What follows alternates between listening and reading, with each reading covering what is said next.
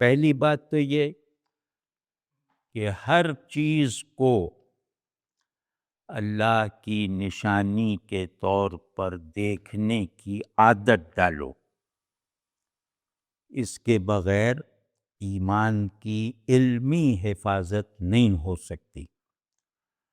اور دوسرے یہ کہ ہر حال، ہر عمل، زندگی کے ہر لمحے کو اللہ کی خوشنودی کے مقصود تک پہنچنے کا زندہ ذریعہ بناؤ۔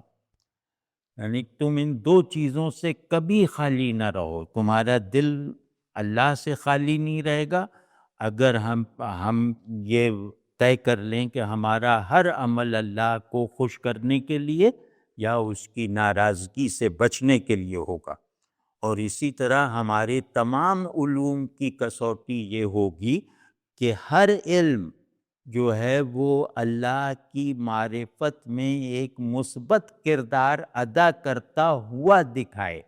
ہر علم اپنی اپنی جگہ توحید کا اس بات کرنے والی ایک بہت آرگنائزڈ منطق بن جائے۔ یہ اگر ہم نے نہ کیا تو مجھے ڈر ہے کہ الحاد کی رفتار مغرب کے مسلم معاشروں میں اتنی نہیں ہوگی جتنی ہمارے یہاں ہوگی، اور خصوصاً جدید تعلیمی اداروں میں یا جدید طرز زندگی اختیار کرنے والوں میں یا جدید طرز زندگی کی کشش محسوس کرنے والوں میں۔ تو یہ دو چیزیں یہ ہم سب پر لازم ہے کہ ہم اس کو اختیار کریں تجدید ایمان کے جذبے کے ساتھ، یعنی ہم گویا اب مومن بن رہے ہیں۔